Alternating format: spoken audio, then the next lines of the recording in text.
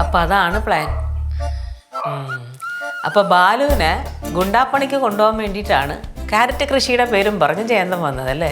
Yes. ഇന്ന് uncle പോകുമ്പോൾ അങ്കിളിൻ്റെ കൂടെ അച്ഛനെ കൊണ്ടുപോകാനാണ് പ്ലാൻ.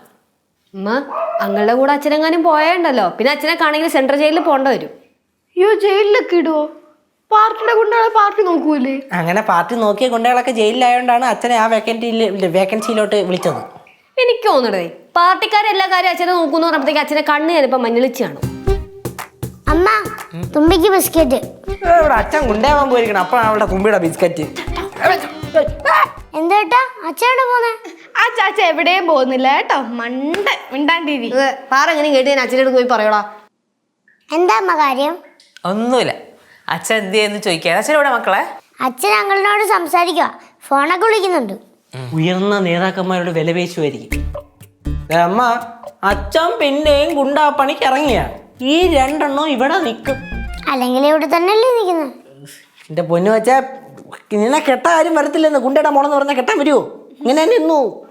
എന്റെ കല്യാണക്കാരോട് തന്നെ പൊന്നുമോ പേടിക്കണ്ട, അതാ നിനക്ക് പെണ്ണ് കിട്ടുമോ നോക്ക്. എന്റെ കല്യാണക്കാരെയും നോക്കി ചേട്ടൻ ഡ്രസ് അടിക്കണ്ട. നീ ഒന്നും കെട്ടണ്ട.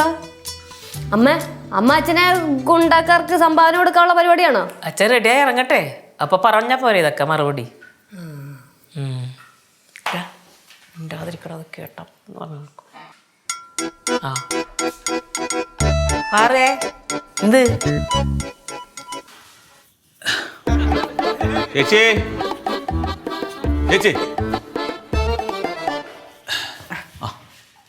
പോയേക്കെ മക്കളെ? പോകണോ? എങ്ങോട്ട്? മൂന്നാറിലേക്ക് പോയേ. അവിടെ ക്യാരറ്റ് കൃഷിയുടെ ഫസ്റ്റ് വിളവെടുപ്പ് നടക്കി. ഞാനവിടെ വേണം. അമ്മ അമ്മ അതേ കാക്കിപ്പറമ്പിൽ കൊച്ചുവിട്ടൻ മകൻ ജയന്തനങ്ങൾ പോകുന്നു. മോളെ എപ്പോഴും ഇങ്ങനെ മുഴുവൻ പേരും വിളിക്കണ്ട, വെറും ജയന്തൻ എന്ന് പറഞ്ഞാൽ മതി കേട്ടാ. എന്തേ? അമ്മ വെറും ജയന്തനങ്ങൾ പോകുന്നു.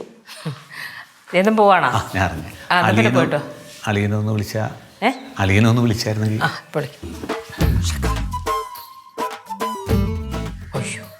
ഉറങ്ങാണില്ല. എന്നാലും ഞാൻ പോയ ഇനി എപ്പോഴാണ് അവനെ ചേച്ചി ഒന്ന് വിളിക്കും, ജസ്റ്റ് ഒന്ന് വിളിക്കും.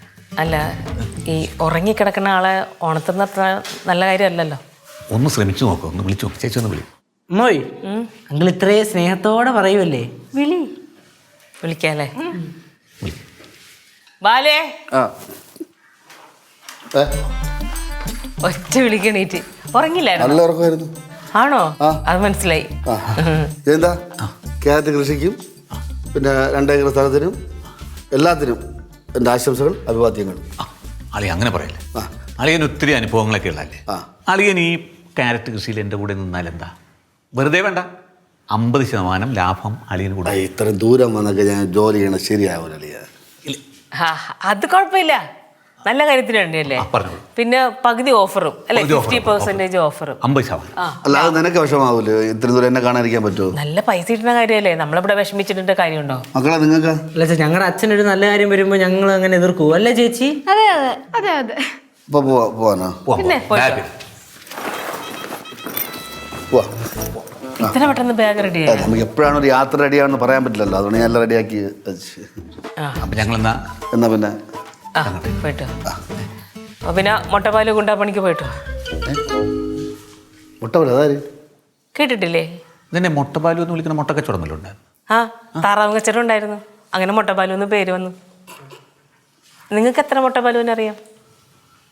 എന്താ പറയാ ജയന്താ, ഉരുളല്ലേ ഈ 3 ഗുണ്ടാപ്പണിക്ക് കൊണ്ടുപോകാൻ എത്ര ഓഫർ ചെയ്തിട്ടുണ്ട് അളിയന്? ഇതെന്താ അളിയെ കാണിച്ചത്? അങ്ങോട്ട് പോണ കാര്യം ചേച്ചിയോടൊക്കെ പറഞ്ഞ. ഞാൻ ഗുണ്ടാമണിക്ക് പോണ കാര്യം എൻ്റെ ഭാര്യ ഞാൻ പറയൂ. ഇതാര് പറഞ്ഞു? പിന്നെ എങ്ങനെ ഇവരറിഞ്ഞു? ഇതെങ്ങനെയല്ലോ? അതെ ജയന്ത, ഇവിടുത്തെ ഭിത്തികൾക്ക് പോലും കാതുകളുണ്ട്, അതാ പ്രശ്നം. അപ്പം അളിയാ, ഞാൻ ഒറ്റക്ക് പോയി വിപ്ലവം നടത്തിക്കോളാം. ശരി, ഒറ്റയ്ക്ക് വീട് കൊണ്ടിട്ട് വാ. ജയന്താ, ഒരു പാർട്ടി കൊണ്ടുവിടെ ജനനവും മരണവും ഒരു ദിവസമായാൽ എനിക്ക് ഖേദമുണ്ട്.